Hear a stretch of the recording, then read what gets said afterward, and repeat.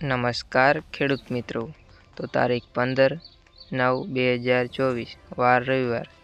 તો આજે આપણે જાણવાના છીએ કપાસ માર્કેટ યાર્ડના બજાર ભાવ. દરેક યાર્ડના બજાર ભાવ જાણવા માટે અમારી આ ચેનલ પર નવા આવ્યા હોય તો ચેનલને સબસ્ક્રાઈબ જરૂર કરી નાખજો, જેથી કરીને તાજા બજાર ભાવ જાણવા મળે. તો ચાલો મિત્રો, ચાલુ કરીએ આજના તાજા બજાર ભાવ.